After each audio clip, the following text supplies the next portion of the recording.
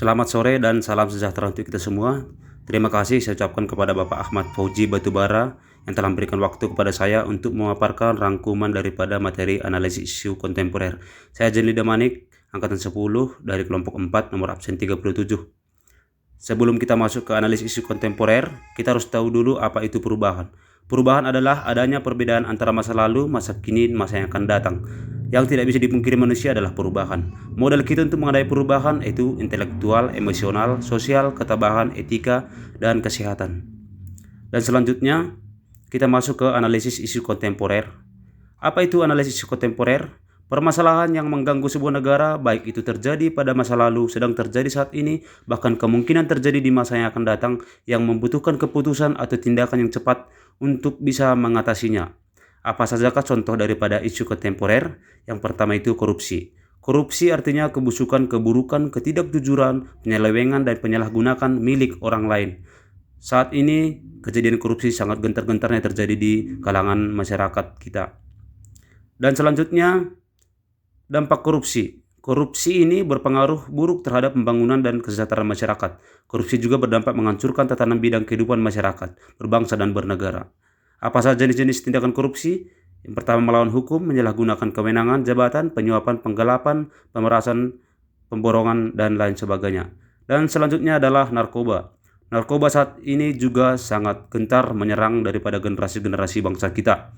Banyak narkoba, jenis narkoba yang beredar di masyarakat kita, baik dari luar maupun dari dalam. Apa saja sih jenis narkoba itu?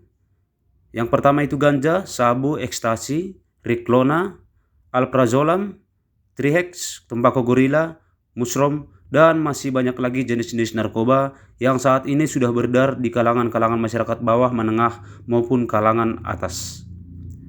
Selanjutnya adalah terorisme. Terorisme merupakan musuh dari sengketa teritorial atau kultural melawan ideologi atau agama yang melakukan aksi kekerasan terhadap publik. Saat ini aksi terorisme juga sedang terjadi di negara kita, tepatnya di Papua. Banyak pemberontak-pemberontak yang menyerang publik karena mereka tidak puas dengan sistem pemerintahan negara kita. Dan selanjutnya adalah pencucian uang. Pencucian uang ini merupakan dana yang diperoleh dari sumber yang tidak sah, disamarkan atau disembunyikan melalui serangkaian transfer dan transaksi agar uang tersebut pada akhirnya seakan-akan merupakan pendapatan yang sah supaya tidak diketahui. Kemudian selanjutnya masih banyak lagi isu kontemporer seperti proxy war, cybercrime, hate speech, dan hoax. Setelah mengenal dan memahami isu-isu strategis kontemporer, pertanyaan berikutnya, bagaimana kita bisa menganalisis isu kontemporer di sekitar kita? Baik di sekitar tempat kita bekerja maupun di sekitar kita hidup atau bertempat tinggal.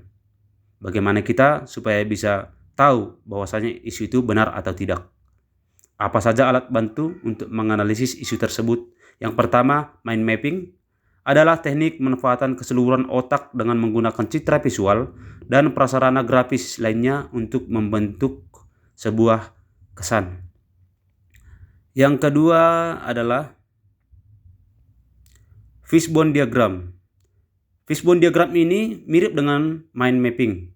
Pendekatan fishbone diagram juga berupaya memahami persoalan dengan memetakan isu berdasarkan cabang-cabang terkait. Namun demikian, fishbone diagram atau diagram tulang ikan ini lebih menekankan pada hubungan sebab akibat.